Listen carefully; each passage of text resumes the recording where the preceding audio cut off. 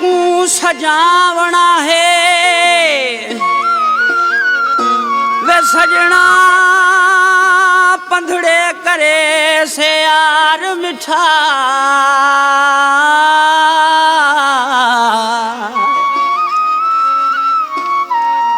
आस उम्मीद मेरी थी पूरी गलले से मैं को गुलजार मिठा दीद मेरी खुल पोसे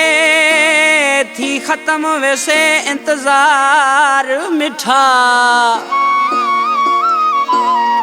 सुन सन लोक जफर राहू जा दिल नाल मिल से जो दिलदार मिठा न दुनिया के लिए लिखता न मेरे लिए लिखता न दुनिया के लिए लिखता न मेरे लिए लिखता गालिब जिंदा होता तो सिर्फ तेरे लिए लिखता मूसा मिलन मुझो यार थो अचे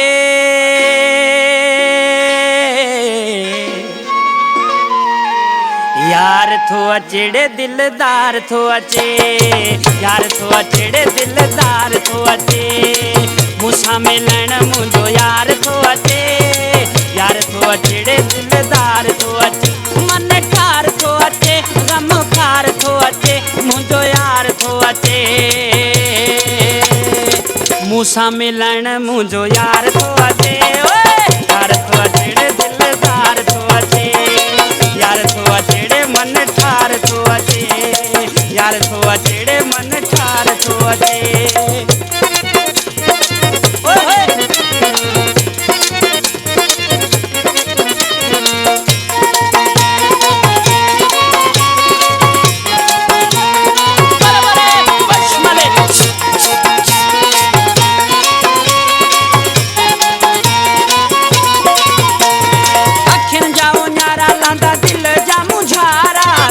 दुश्मन विदा मुझा सभी सारा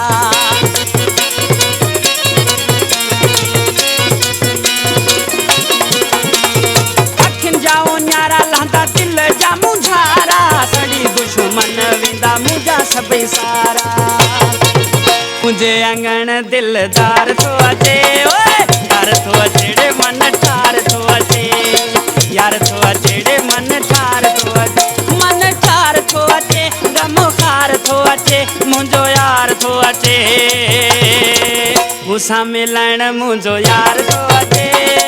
यार थो अचेड़े मन ठार थो अचे यार थो अचेड़े मन ठार थो अचे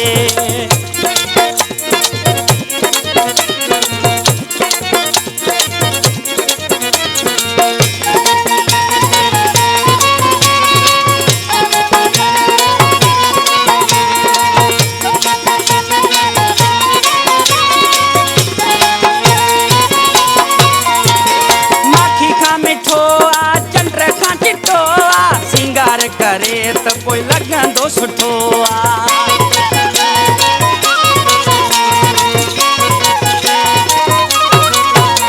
ओ माखी का मिठो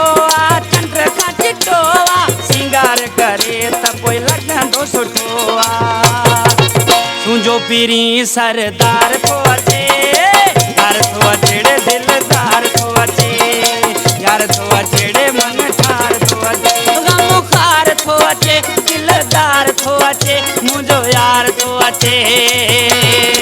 मूसा मिलन मुझो यार थो अचे यार थो अचेड़े दिलदार थो अचे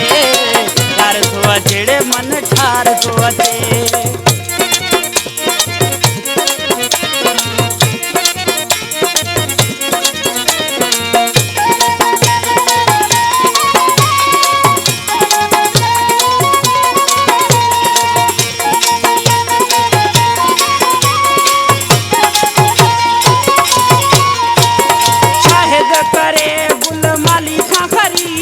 सिल राथी दी अज दिल बरजी दीद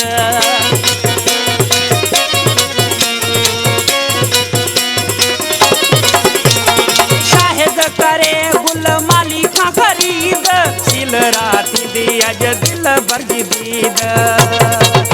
छुपरी मुझो कुर्बदार थो अचे